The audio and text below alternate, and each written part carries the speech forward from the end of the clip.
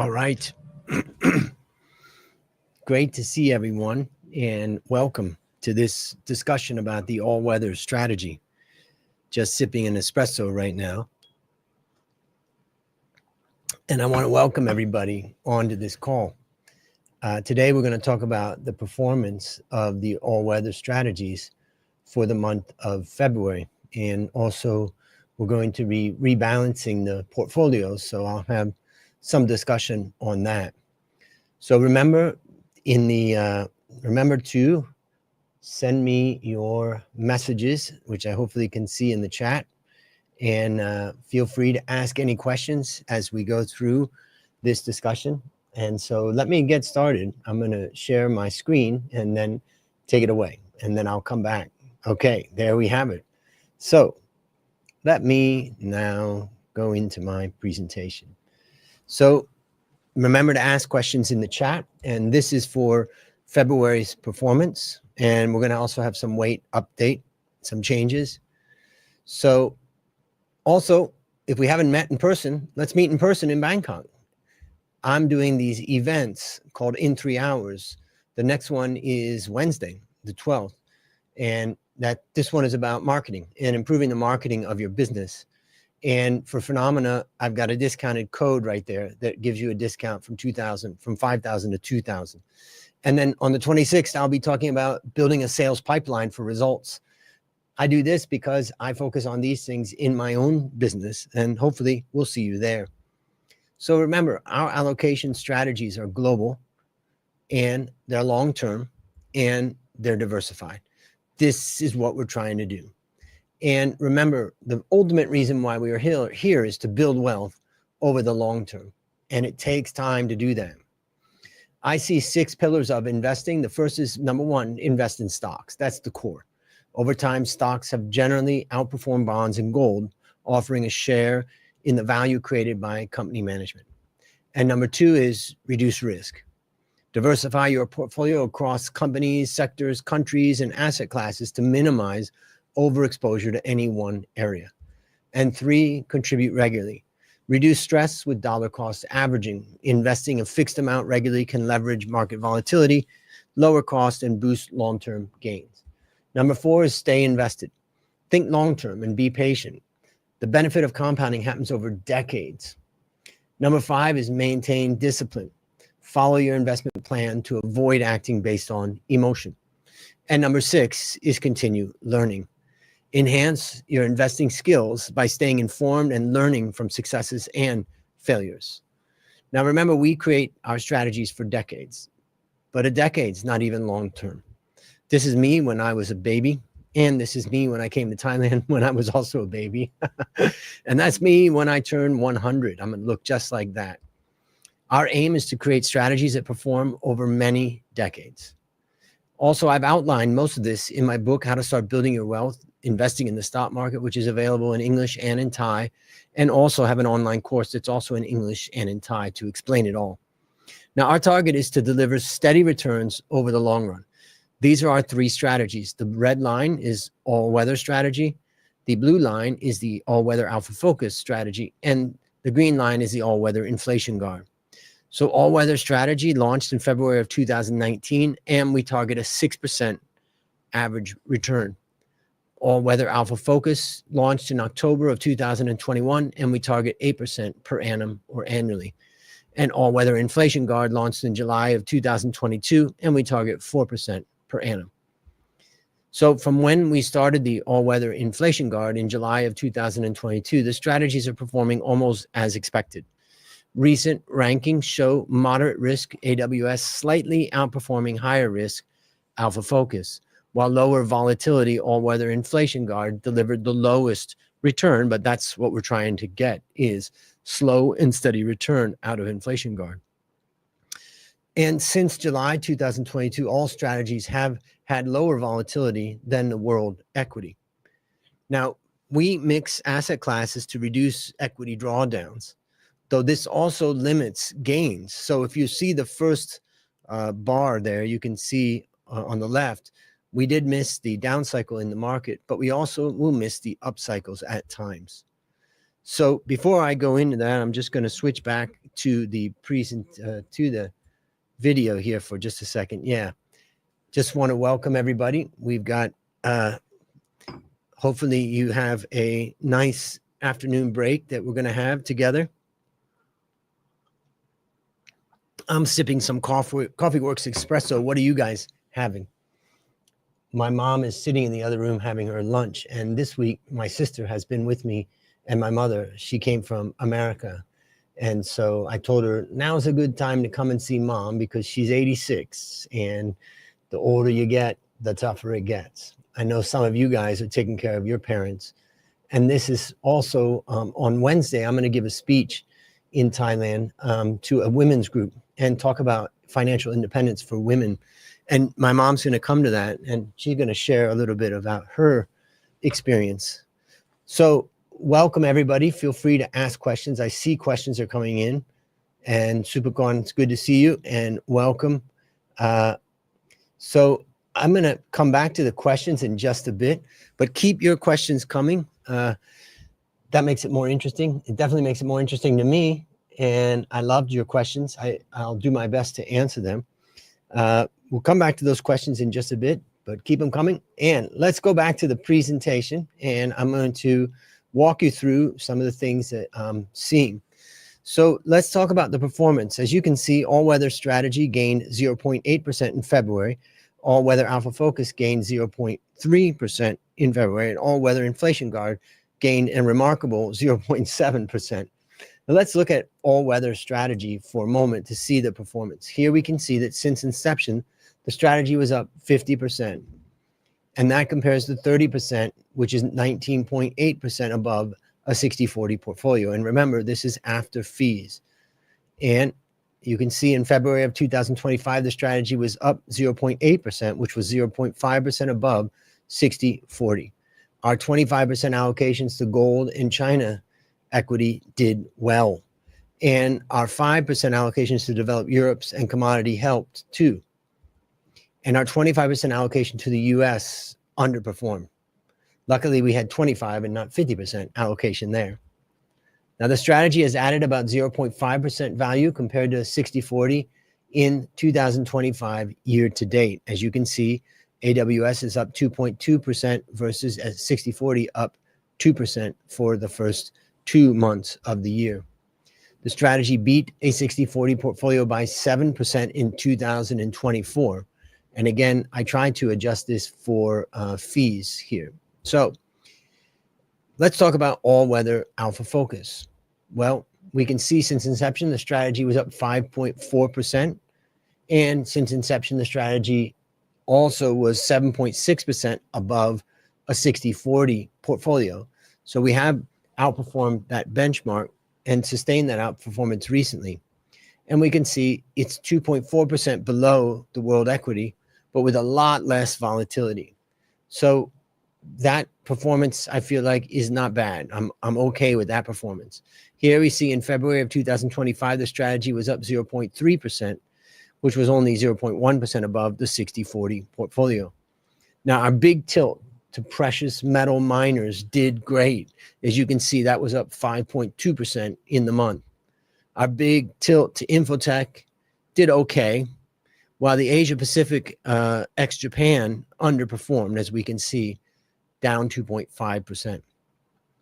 The strategy has added about 2.3% value compared to a 60-40 portfolio in 2025.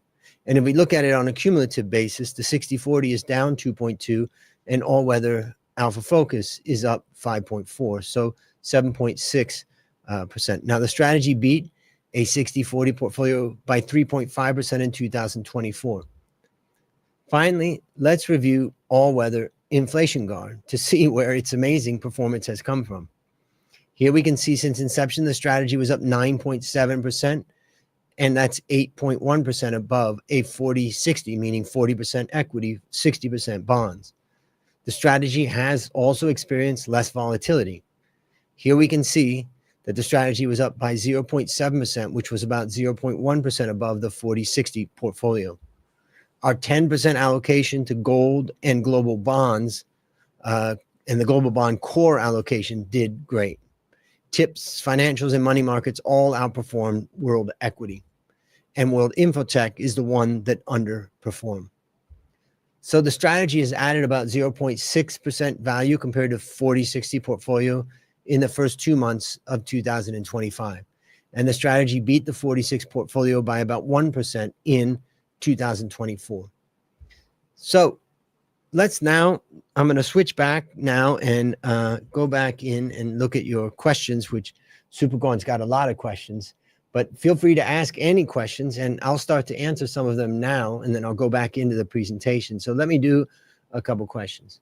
Can you share more reasons to change the EU fund? I assume you moved to EU as short-term due to cheap price.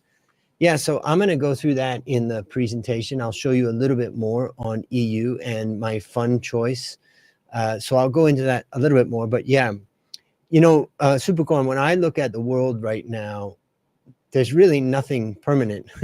It's like everything's at risk right now. And what's good is bad and what bad is good. Sometimes things will slingshot. So for instance, right now, it may appear like Europe could be in trouble. It could be that Europe has to spend almost $1 trillion on the war with Ukraine, but it could be a week later and we see that that's going to stop. So there's a lot of things up in the air with Europe right now. But I just think that there's more upside potential than downside. And maybe it's also some concern about the US also. So we'll talk more about Europe in just a moment. So SK Specialty 43, hello, Dr. Andrew. What do you think about India now? India's interesting, and you know, it has defensive properties. I think the currency has been a problem. And as of right now, India has not come back up on my FVMR score. And so for right now, I just don't see the attractiveness of India. Supergon, can you refresh again reasons to pick A shares versus H shares? As H seems to perform better. Anyways, thank you for picking China. Yeah. Well, I figured that we already have tech exposure in the US. That's a huge tech performance. So that's the first thing is, you know, we did have that tech. The second thing is that, yeah, it's a little bit of a timing thing. You know, I could have tried to pick tech, but remember, tech in China is not like it's super cheap.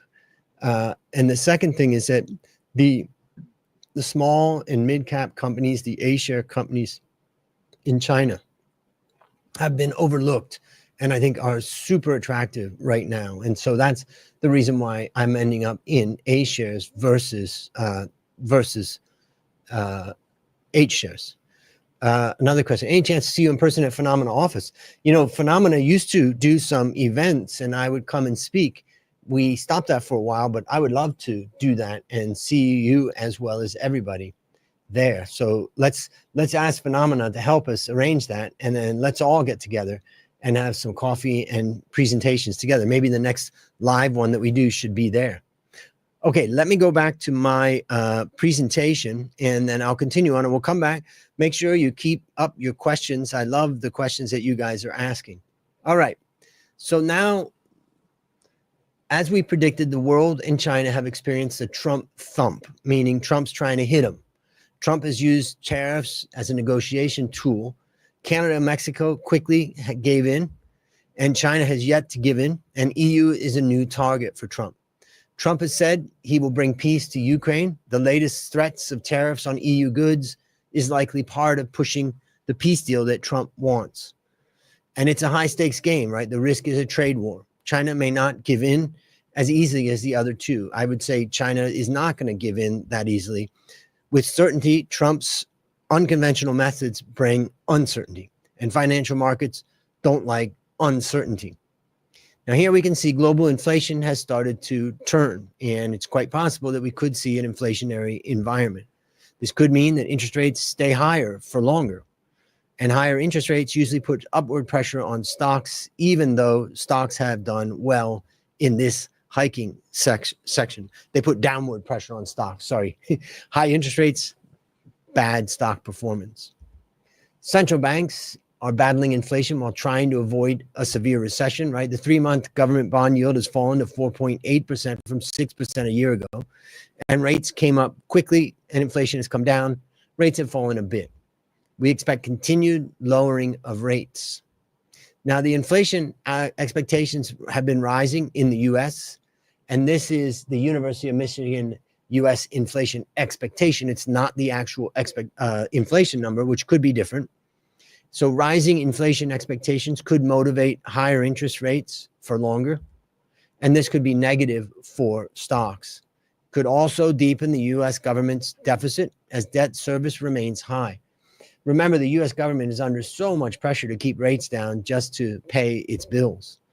Now, U.S. equity trades significantly above other markets. As we can see, the cumulative adjusted PE ratio, basically meaning a 10-year PE ratio, shows that the U.S. now is rated at 38. So to see EU at 21 is part of the reason why I'm interested in EU. Now, bonds are typically a safe place to be. In recessions, safer assets like government bonds typically have performed well, though with high inflation, low yields could still lead to negative real returns. And we generally don't allocate the bonds to speculate on the upside, but rather use it to protect capital, particularly if we think that the market's going to be coming down. Now, we switched to KT bond from our global bonds exposures in all three strategies. And here you can see, unfortunately, we've had bad performance on SCB Globe. Now it seems to be recovering, but we've decided to switch out the SCB Globe to the KT bond fund, which you can see here. And KT bond has had better returns, lower volatility, and lower maximum drawdown. So the master fund has about 50% government bonds. Now let's look at the situation between the two. The front end fee is about 0.5% for SCB Globe, and for KT bond, it's about 0.75. The management fee is, let's say, close to the same, and the total expense ratio is close to the same at about 1%. And before I go any further, I want to go back to the presentation, or to speak to you just for a minute, because I'm going to be talking to you about changing in some of the funds. So remember that the most important thing for me is performance. And I'm trying to balance, low fee and good performance. And so although I have generally preferred the lowest fees that I can find, because that helps performance for sure, if I can find a fund that has what I think are better characteristics, like better performance or lower volatility or lower drawdown, I'm willing to make a switch into those funds. So you'll see today, I'll talk a little bit more about some of the switches that I've made. And I know you may have some questions about that. And so I've tried to go through it completely. All right, let's go back to the presentation. And you can see that the market has started to expect higher rates for longer. In other words, this red line has been flattening out. This reflects expectations of a stronger U.S. economy following Trump's tax and regulatory cuts and the possibility of returning inflation. Here we can see ECB and Bank of England are expected to cut too. So only Bank of Japan is expected to raise rates slowly, but still it's extremely loose in Japan. And falling rates, even if slowly, should support bond performance. Now, the global economic growth outlook remains uncertain. We still think the main upside in commodities would come from supply shocks caused by, for example, war, trade war, or adverse weather conditions. Now, central banks have loaded up on gold, maybe switching from US dollars. In 2022 to 2023, the total demand from central banks and other institutions was almost as great as in all of the preceding 5 years. So we expect that central banks are going to continue to buy gold. Gold has had good momentum and can serve as insurance, though we can see some of that momentum has slowed down a bit recently. All right, it's time to announce our new allocations. You guys always ask me, when am I changing? Well, here it is. Let's look at all-weather strategy. We keep equity at 65%, meaning somewhat defensive. We've raised bonds to 25%, and we're reducing gold to 5%, and we're keeping commodities at 5%. That's a pretty big move for us. As you can see, reducing US equity to 5% from 25. That's a massive reduction, and it tells you we are bearish on the US market. We've increased developed Europe equity to 25 from 5%, which tells us that we're allocating from the US to Europe. And we're keeping China at 25%, and we're raising bonds to 25% and reducing gold. Now, gold tends to be a defensive asset, but bonds are absolutely defensive. And so bonds tell you also that we are defensive right now. Now, consumer confidence is below long-term average in the US that we can see. And the OECD survey shows data until December of 2024, while rising, it's below 100. Another survey by the Conference Board showed the biggest drop in consumer confidence since 2021 in February of 2025. And the initial optimism surrounding Trump's economic policies have faded. His administration must prove it can deliver, and Trump's tariff strategy could hurt AI and tech stocks as semiconductors could be affected.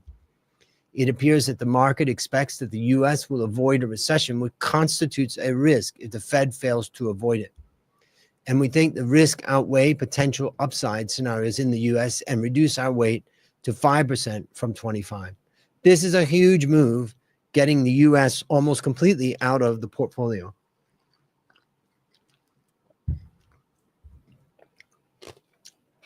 Of course, a ceasefire between Russia and Ukraine would benefit EU, even if it may seem far away after the latest meeting at the White House. It may not be. Trump knows that Zelensky doesn't have many cards to play at this point, and he's testing Europe. So ceasefire should boost demand in Europe, and EU defense spending should be high in the coming years, and that could accelerate the economies of the EU. The valuation gap between EU and US should eventually narrow. I mean, if you look at it now, it's incredible what the discount has gone to. This is the valuation gap on a CAPE ratio basis between Europe and the US. And the valuation gap has widened since the global financial crisis, just continue to widen. The gap has begun to narrow recently, and we expect EU to close the valuation gap a little bit further. We're not asking for this to re-rate back to zero, but some rise in EU, I think, could give us performance with this strategy right now. European inflation is coming down. EU companies are resilient, and they're used to operating in a sluggish growth environment. And being a global leader in industrial automation, the EU could benefit from reshoring, and investors still have low expectations for developed Europe economic outlook, and we see a chance for further surprises on the upside. So we're raising our weight to 25% from 5%. That's a big move. Now we're switching to each Spring EG accumulation for our developed Europe equity exposure. Here you can see that it's performed better in the past year, as you can see the performance in the red line. And looking at the past 5 years, the funds have had roughly similar performance. And we're switching because it has shown better defensive characteristics and invests in the UK, which we think is an interesting market right now. So it has had lower volatility and also lower maximum drawdowns. As you can see, the standard deviation on the left side shows 14.8 for ESEG and 17.7 for K Europe X. And we can see maximum drawdown is lower for ESEG. In fact, the master fund identifies companies that grow their earnings and cash flow faster than the market average, with the aim of capturing market gains and mitigating downturns. So let's look at this two funds side by side. An active and more defensive strategy, and also including the UK, comes at a cost. There is a front-end fee of 1.5 for this, and we have a management fee of 1.07. Now, the total expense ratio is a little bit higher, but the point is the behavior of the fund is what I care about most importantly. And from that, I would say this fund is doing what I need it to do in the portfolio. Now, the purchasing managers have become more optimistic in China, as we can see above the line and going up. And the PMI surprised on the upside in February 2025, showing expectations of an expanding economy. Chinese top brass to set strategy. Well, the 2 sessions are annual meetings of China's top legislature, the National People's Congress, which started March 4th, and 2 political advisory bodies, the National Committee of the Chinese People's Political Consultation Conference, which started March 5th. Now, the sessions are expected to end around March 11th, so tomorrow, and give clarity on economic growth and inflation targets. Chinese stocks have started to move coming out of the 2 sessions. We expect that China will continue with easy money and fiscal policy to stimulate the economy. And China has the capacity to do it. Refinancing schemes should reduce the interest burden of local governments and unlock some spending. China has traded at a discount to the US since 2021. That discount is massive now at 24.5 in the valuation gap. Now, with help from Chinese tech stocks and government stimulus, we expect the valuation gap to start to narrow. But it hasn't really turned yet, as you can see. It's still down. We maintain our 25% target allocation to China and hope that things will go better for China. I'm going to go back to the discussion and make sure you guys are asking questions. It's good to see questions up here. I'm going to answer some of the questions right now. So let me try to do that. Let's see. Supercorn says, seems that gold and technical correction, why still good for long term? Will you continue to move between gold and G bond? Yeah. So right now, I would say that the momentum has been so strong for gold that I would say we're probably reaching the peak for gold. I do think that there's going to be positive momentum in budgets and deficits in the U.S. I hope that if Trump doesn't get some positive momentum on deficits, he's in real trouble. And if he does get some positive momentum on deficits and spending, then what's going to happen is there's going to be less concern about the U.S. dollar devaluing, and that would mean less concern about wanting to be in gold.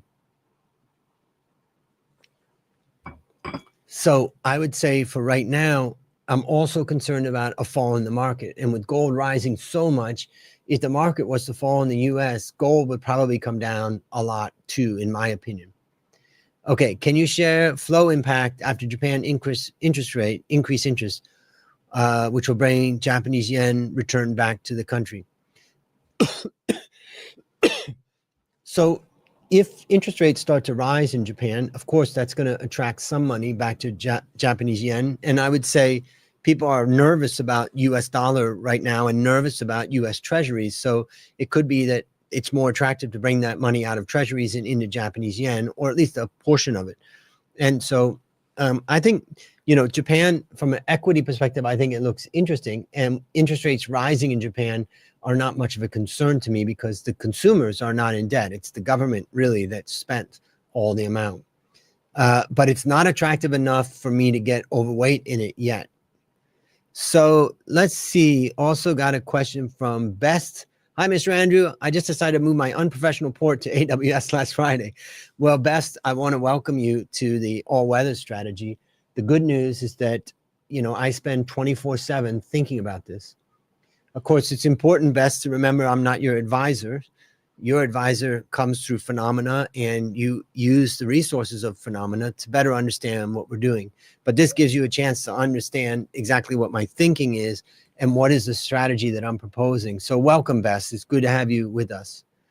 And come every month because you'll get answers to the questions that you may have. Supergun says, I totally agree with you. For this year, more volatile, will you consider adjust allocation more frequently? Supergun, I would say, why change what works? More frequent transactions or more frequent trading just brings more opportunity for mistakes. And so I think I'm going to stick with quarterly for a while, unless I see, you're the first one to ask that question and I haven't thought about it. But from my perspective, I would say we're going to stick with quarterly this year. SK Specialty says, does Vietnam is included in FVMR framework? Yes. I mean, I look at Vietnam for sure, but Vietnam is not in AWS because of it not being a emerging market. It's a frontier market. So I generally don't look at Vietnam right now. hopefully as it continues to grow, it'll move into emerging, and then I'll consider it for the strategy. But remember, all weather strategy is both developed market and emerging markets and less frontier. Now, all weather alpha focus may have a little bit more opportunity to go into Vietnam, but all weather strategy would not. Supercon says, in your view, as Trump seems to speculate market daily, it's better to see trend versus Trump daily. I wouldn't get caught up in Trump daily because it can just swing so much. I think we have to set a long-term strategy and follow it. From my perspective, I think that Trump, he's definitely put Musk on cutting costs. So hopefully he's able to reduce the spending of the government. The second thing that I think Trump wants is peace. So I think you need to bet that Trump's going to end up with peace in Ukraine and Russia pretty soon. And I don't think he really cares about what the Europeans say about that. He wants to see it, and he has the power to do it.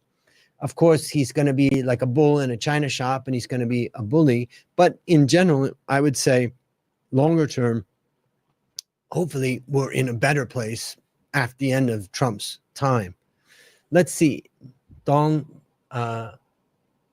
Prat Nadi says, Sawadee Krap Kun Andrew, according to latest allocation in AWS and AW Alpha Focus, allocation of gold is now down to 5%. So we've definitely brought it down significantly. So you could say we're pretty much almost out of gold.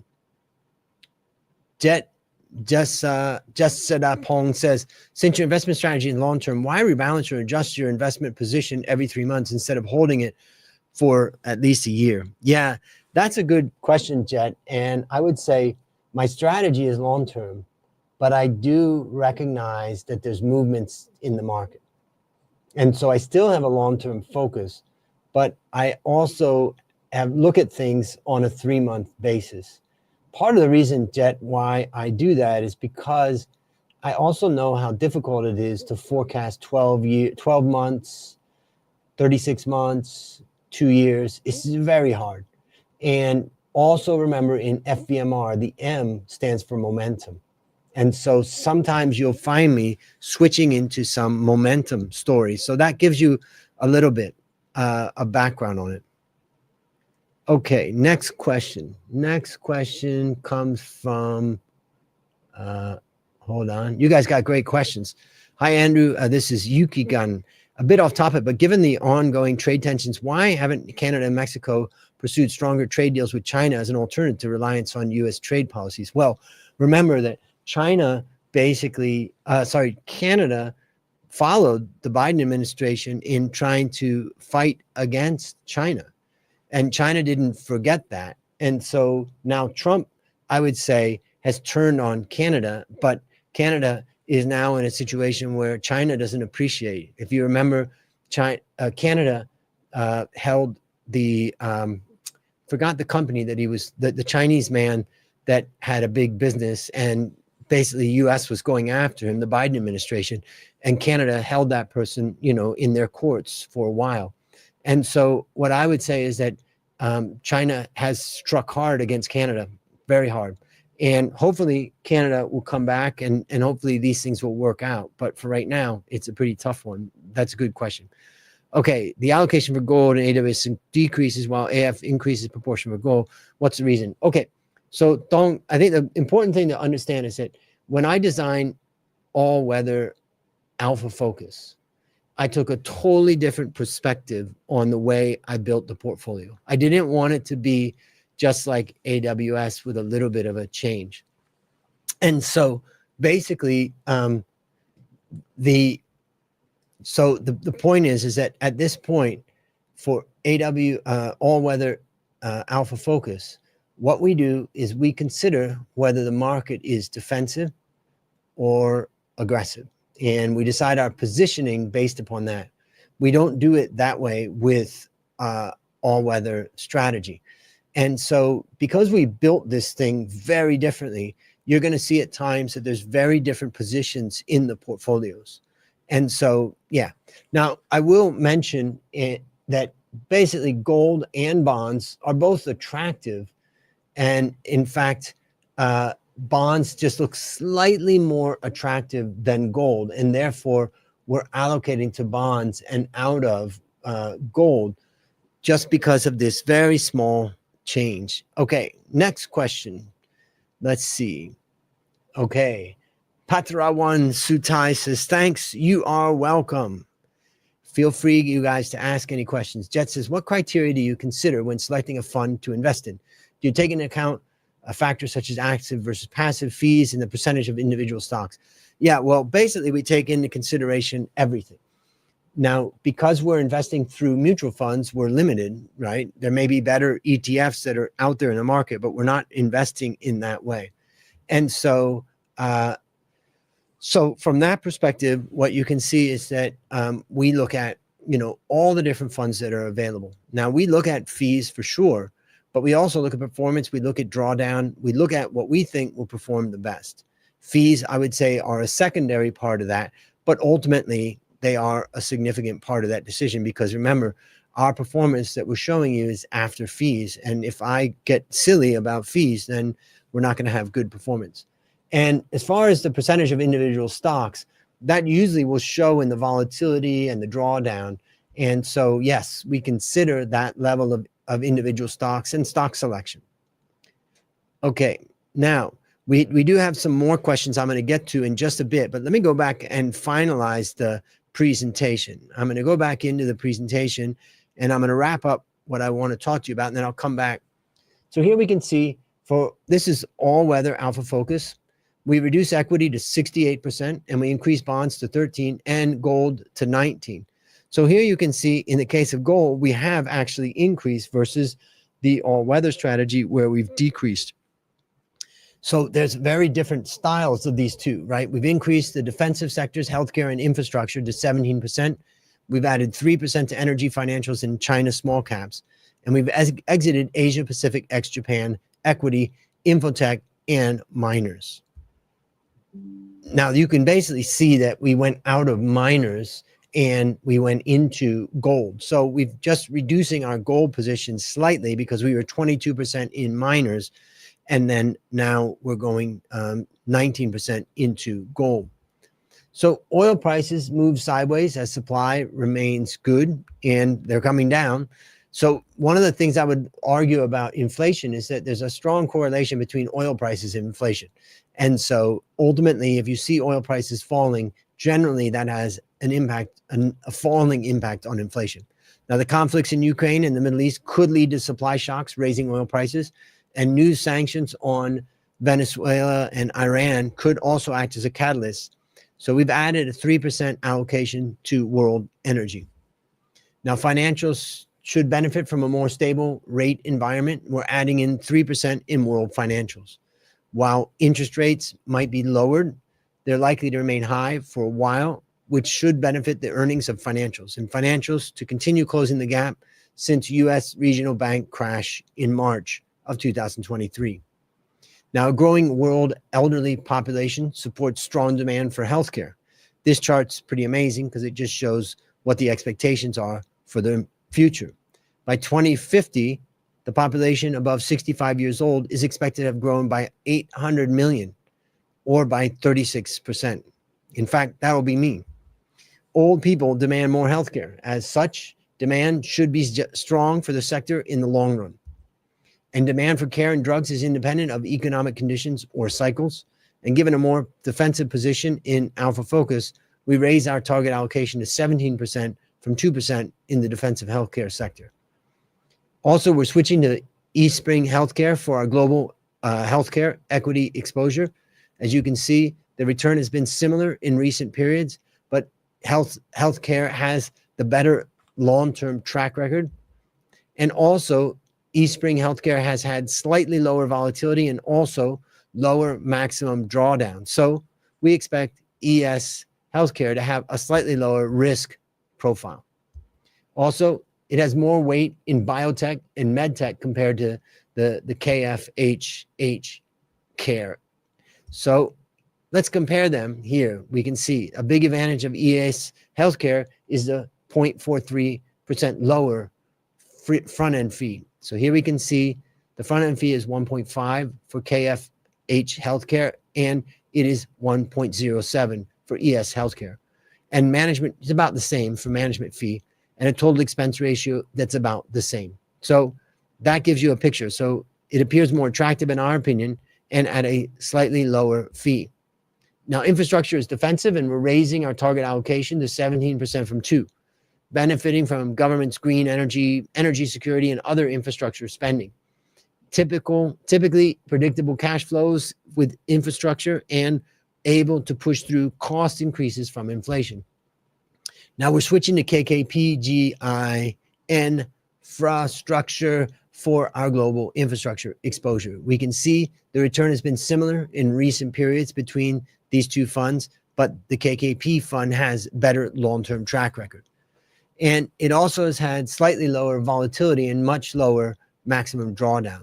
So we expect KKP to have a slightly lower risk. Also, its master fund focuses on making infrastructure more defensive.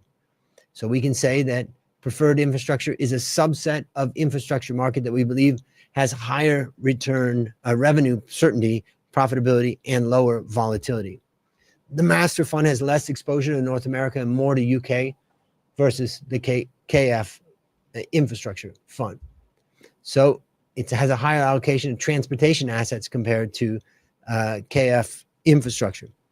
Now, another big advantage of KKP is the 0.5% lower front-end fee that you can see here. And management fee is about the same, and the total expense ratio is about the same. So no major change except a fall in the front-end fee there. So it appears more attractive in our opinion and at a lower rate. Now, we've already covered why we find China attractive. Small caps typically gain more in a recovery, and we add a 3% weight to China small caps. Finally, let's look at all-weather inflation guard. Very little change here. The only change is that we have switched out the SEB fund, Global Bond Fund, to the KTAM World Bond Fund. Then we make no other changes to the asset allocation right now. Infotech has driven the market. We think the momentum driven by the positive AI sentiment can continue to keep a 5% target allocation to World Infotech. Well, before we get into questions, the Valuation Masterclass Bootcamp number 21 starts on the 12th of May. We help finance professionals become valuation experts in months rather than years. We have many previous attendees coming from FINNOMENA. Here are some of them, like Chachada, Tosaporn, Takon, Jutamas, and Bunsim, and Pongsakorn. All of those either have worked together with FINNOMENA or are customers of FINNOMENA. In the Valuation Masterclass Bootcamp, you get a 6-week guided intensive online valuation bootcamp, daily live sessions, team support, progress tracking, and to write and present a professional valuation report is the ultimate goal. You get an extra $100 off because you're from FINNOMENA. Just use the coupon code FINNOMENA. Just go to valuationmasterclass.com/bootcamp or scan the code, and we'll see you there. All right, I'm going to go back to Q&A here, and let's see what questions you guys are asking. All right, let's see. Hold on. Hopefully I answered some of those questions with the presentation. So let's see. Next question. How about EU and US small cap? Picha, this is a good question, and I think that US small cap is interested. One of the things that I want to do is create a new mutual fund, hopefully before the end of the year, that's focusing in on factor investing in the US. And if we were factor investing, I would have some exposure into US small caps in particular. I wouldn't focus as much on EU small caps, but US small caps more so. With EU, I just want to play the trend of what I think is going to be somewhat of a recovery in the market. Why are small caps good in the US? Because tech companies are so highly valued. Now, the thing about small caps in the US is that they're trading on very low PEs. If you take out the heavyweight in infotech, they are cheap. Now, they have been struggling and they were losing money at one point, a large number of them. So I think you just need to be careful with that. Also, I'm not sure if we have a US small cap fund in Thailand. I can't remember now. All right. Feel free to ask any questions. I'll do my best to answer. Son On says, hi, John Andrew, my customers. That's why AWS sell gold, but all weather Alpha Focus buys gold. Well, I tried to explain that earlier, that we take a very different strategy. First thing to remember is that we're looking at many more opportunities with Alpha Focus. With all weather strategy, we have a narrower focus. Also, you can tell your client that gold was almost in the portfolio. The difference on our FEMR score between gold and bonds was tiny. It was tiny, but bonds scored better on FEMR for all weather strategy. And so that just helps you also understand that these are very, very different strategies that we're pursuing. Okay, Changji Jin says, please kindly explain, why do we have the TF FEMR in AWS?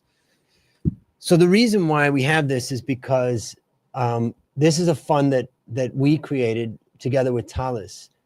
And previously, I wasn't happy with the fact that it was hard to get exposure to Asia, excluding China. We can get Asia ex Japan for sure, but we couldn't get Asia ex Japan ex China. And this is what I wanted to do, particularly during the Biden administration. I was particularly concerned that the Biden administration was ramping up the war speak with China. And so I needed to be able to have the ability to bring my China exposure to zero.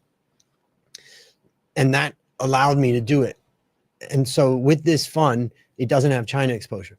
Now, it also allows me now to bring in China as a separate exposure. And that way I can get pure exposure to China like I've got now. With Trump coming in, we've got 25% weighting in China. If I hadn't have created this fund, I would have had a different type of exposure. So this is why I did it. I didn't want to overlap the exposure on China. And you're going to see this year, I've got a couple more mutual funds that I am proposing to launch that I think will add value to our AWS and Alpha Focus and Inflation Guard strategies. Ultimately, that's what matters most to me, is that all of my clients through Phenomena, all of the people who are following this strategy through Phenomena are getting the best that I can provide.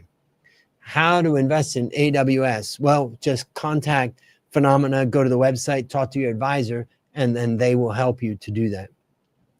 Supercorn says, just think about worst case, World War III happens. What's the best option for the port? Well, personally, I think we're far away from World War III now. During the Biden administration, I thought we were getting very, very close to World War III. I don't think that Trump's going to do that, particularly with Putin. I think the Biden administration was pushing Putin to the limit. And so that was, I don't think we're there, but let's just imagine that we are.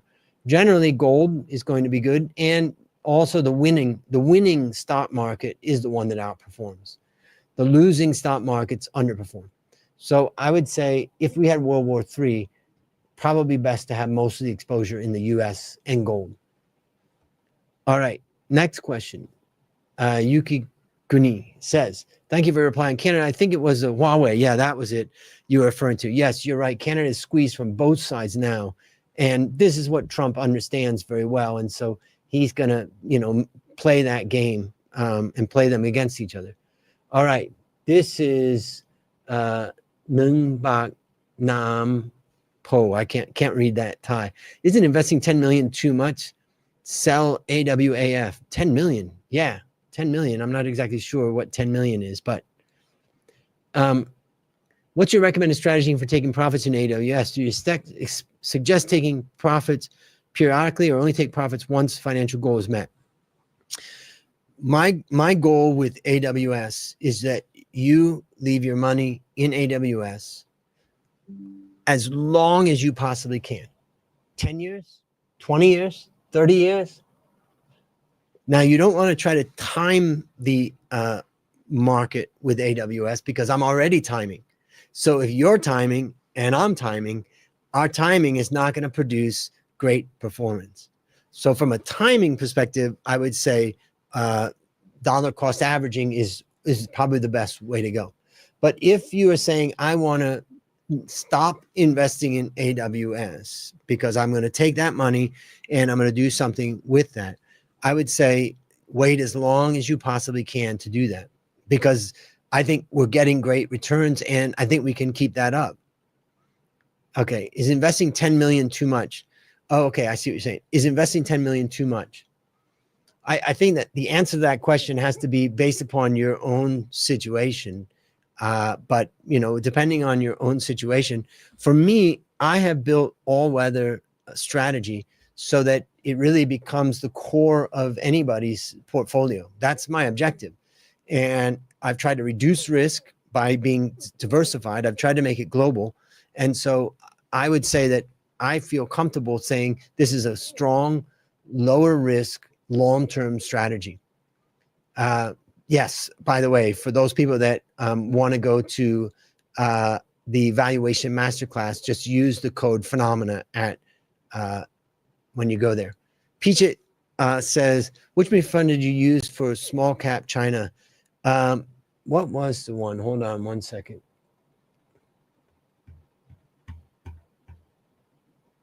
One second. I got to go back to my, okay.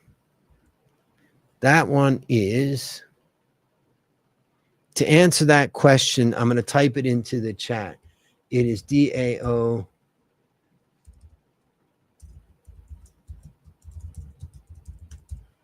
The answer to that is Dow China Growth. That's the one. Okay. Let's keep going. What else? What else? Yeah. Okay. There you go. Excellent. How do your 4 to 6 investment strategies in AWS correlate with each other? Do you aim to achieve negative correlation between the funds? Yeah, I mean, so I'm not trying to create negative correlation between the strategies, all weather, alpha focus, and a inflation guard, but I am trying to make each of them unique. That's for sure. Now, when I look at the actual funds that are inside each of the strategy, yeah, I mean, if I can find something that has a negative or very low correlation, I like that, because that can really help. And so, yes, I'm always looking for that. Remember that the initial minimum investment for all-weather alpha focus is 2 million, not 10 million. Okay, let's see. All right, I think you're welcome. That basically wraps up my presentation. I just want to thank you guys for all of your questions, number one, but also for paying attention and investing and following it. Remember, I'm not your advisor. You have your own advice that you get through your advisor, or maybe you just use the website of FINNOMENA. Remember that my client is FINNOMENA. I provide the strategies to them, and then they provide that to you through their advisors. But I do want to say that my whole goal with the all-weather strategy and all-weather alpha focus and all-weather inflation guard is that it is a long-term diversified strategy that delivers good performance to you. So I want to thank everybody for coming on, and let me know if you ever have questions. Ask FINNOMENA, ask your advisors, and then feel free to reach out to me. And hopefully I'll see you guys at more live events, because it's kind of boring presenting from your office as opposed to seeing each other face to face. All right. Have a great rest of your Monday, and let's have a great March.